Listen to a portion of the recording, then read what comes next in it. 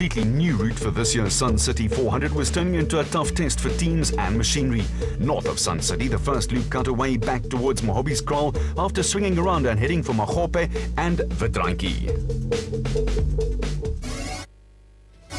At the front of the field, the race had taken an interesting twist. Willem and Dana Vos were right on the heels of race leaders Duncan Vos and Rob Howie in the Team Castrol Toyota Hilux. The terrain through which the route was running had changed, and Vos and Howie decided that tactically it would be a good plan to let another crew take on the role of pathfinder. The factory Toyota team politely moved aside to let the Rustenburg-based father and son team take the lead for the first time in an ABSA National Championship event. The Vosses had built up a good head of steam and were taking full advantage of local knowledge. The pair had been among the frontrunners on the Donaldson Prologue and during the early part of the race, and at this stage, they were on top of the world. The Vosses' time at the front of a national championship off-road race didn't last too long though. When Duncan Vos and Rob Howie decided enough was enough and that the route held no terrors, the factory Castrol Toyota Hilux team put the hammer down and quickly caught the Vosses' Toyota Hilux. After winning the Atlas Copco 400 in KwaZulu-Natal, Vos and Howie went to the Toyota 1000 desert race with high hopes. A persistent fuel pressure problem blew them out of the water in Botswana in what was a major disappointment for the factory Toyota crew, and yet another Sun City twist, a puncture, forced a halt to their progress.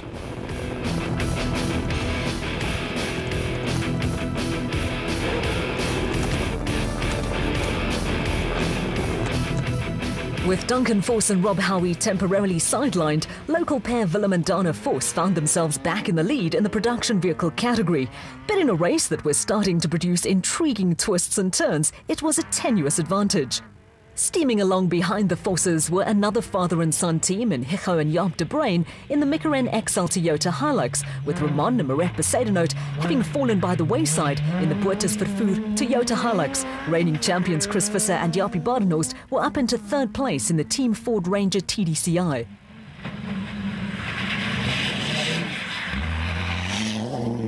Right on their heels were Pikkie Labuschagne and Rikus Erasmus, who were relishing their first outing in an SP-class vehicle. Behind the Rubicon Toyota Hilux, there had also been a change in the special vehicle pecking order, with Brett Parker and VZ Van Zyl now leading in the Sizanani Plastics Porter. Theirs was also a tenuous lead, with Prologue winners and Class P leaders Richard Fuller and Jeff Minute right on the heels of Parker and Van Zyl.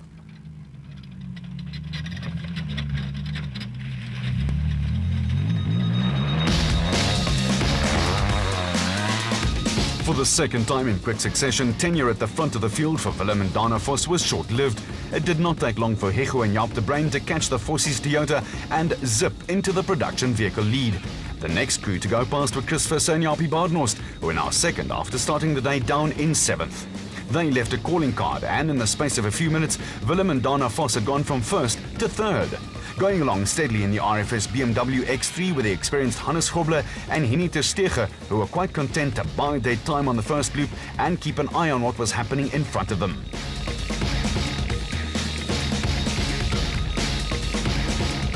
Grobler and ter Steege dropped a place when Duncan Vos and Rob Howie went past in a Team Castrol Toyota Hilux, now restored to 4 fully inflated tyres.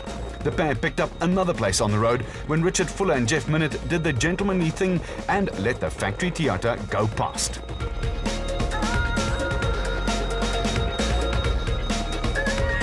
Also going along steadily were brothers David and Gary White, with the Rubicon back just 42 seconds behind special vehicle leaders Brett Parker and VZ Van Zyl. The White brothers were lying third overall among the specials and second in Class A behind Parker and Van Zyl. Chasing after the Whites were Johan van Staden and James Rousseau in the Atlas Copco Bat, with the pair handily placed at just over a minute behind the leaders. The Spec 5 Bat was sounding healthy, with the former Class P champions looking for their first Class A victory. Behind the Bat, Thomas Rundle and Johan Moore were looking for their first production vehicle victory, with the Baden Tyre Services Nissan Navara under pressure from the SVR of Herman and Wichard Sulwald. There was some hectic racing going on throughout the field. Action from helicopter footage saw the Maxis tyre rack porter of Limpopo crew Naim Mosaji and Rayhan Bodhanya get ahead of the Regent Racing Nissan Navara of Terence Marsh and George Smallberger. Next to go past the Nissan Navara were Bula Boetes and Johan Pretorius in the Boetes Vervoer Bat. What happened next could have been a scene out of the Keystone Cops, or it could have been Piccadilly Circus at rush hour.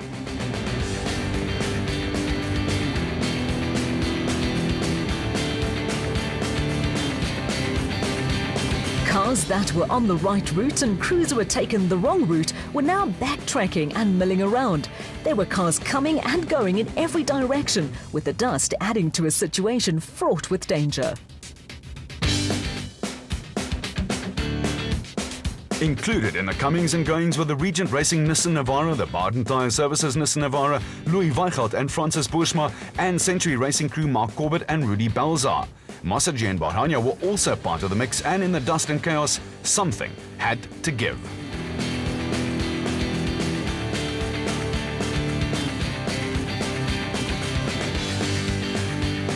The mayhem finally reached a climax when, in the midst of all the dust and the confusion, KwaZulu-Natal pair Clint Gibson and Gary Campbell managed to deposit the Gibson Racing SVR on a tree stump.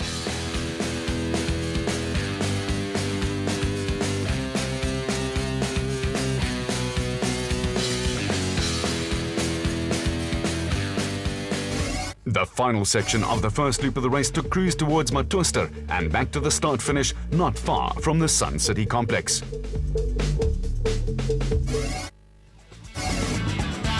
On the run into the designated service point, matters were tight at the front.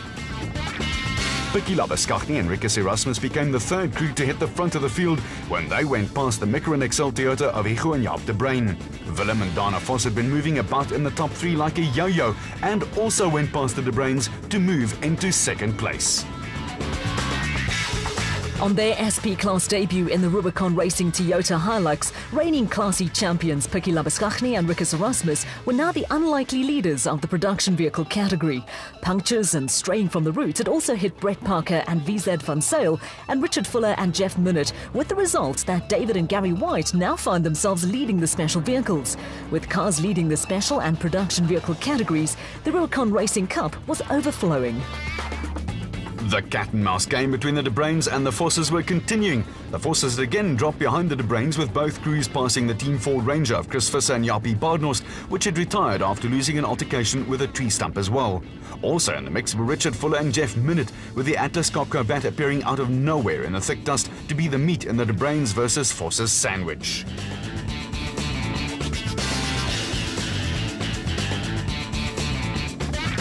River crossings usually attract spectators like Pooh Bear to a honeypot.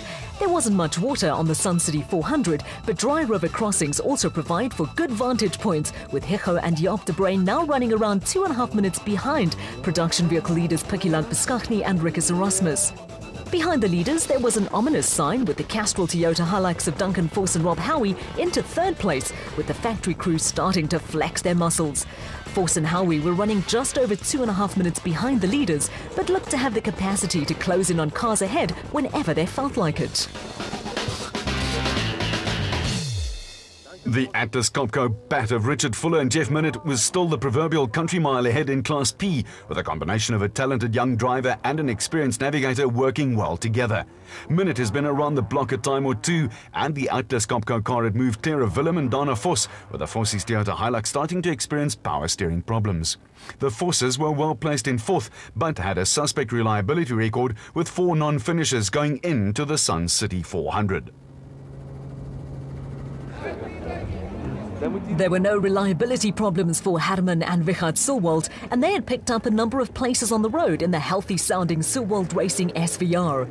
Behind them, reigning South African champions Cully and Quinton Sulwald were on a mission. After a disappointing prologue that saw them start 32nd on the road and 14th in the special vehicle category, they had skied their way through the field in impressive fashion. By contrast, wily old veterans Hannes Grobler and Henny Terstegen had avoided heroics in the RFS BMW, and a solid morning's work had lifted them into 5th place in the production vehicle category. The retirement of Ramon and Marek Besadenhout, Gary Berthold and Andre Vermeulen and the Visser Badenhorst Ford also helped their rise up the leaderboard. The drive of the morning belonged to Anthony Taylor and Chris Birkin in the second Castrol Toyota Hilux, with an impressive performance also coming from Swaziland crew John Thompson and Clinton McNamara, who were lying second in Class P in the Zarko Magnum.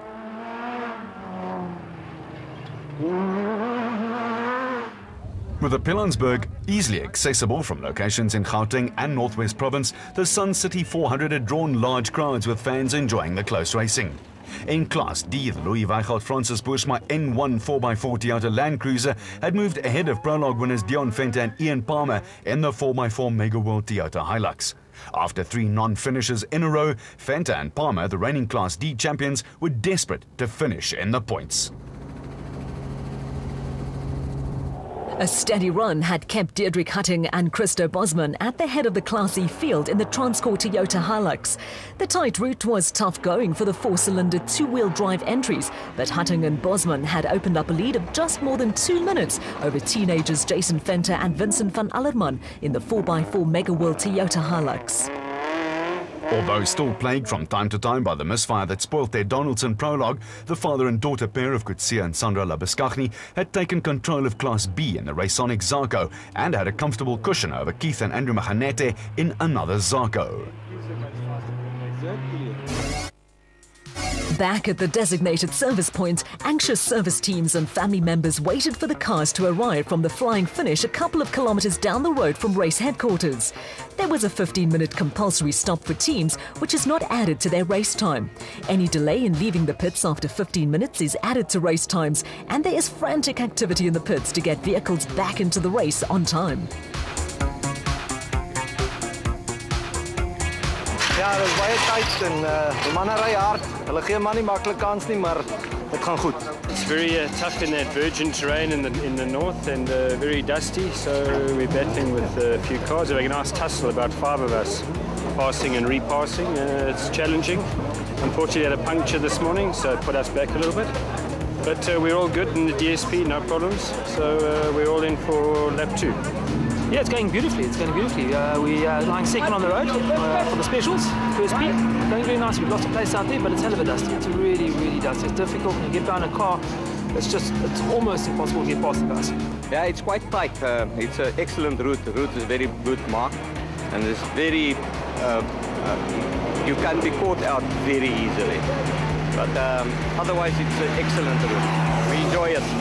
Yeah, it's going well. It's very, very, very dusty out there. It's never you catch a car passes you sit for a long time. Basically, you almost have to stop. Sometimes you just can't see anything. And also about 30 k's from the end, our wipers jammed. So with water on the windscreen, so with the dust, it made it thick mud, and we were battling to see. But yeah, it's going well. It's very, very rough out there. It's good. Yeah, it's just tough. The dust is bad. You can't pass anywhere. We stuck behind about 4 cars, but we're going to try again another step. It's going well. We're having a good run. Very dusty, but it's a nice route. So yeah, we're doing well. So I'm just going to try and get to the finish now and just keep a constant pace.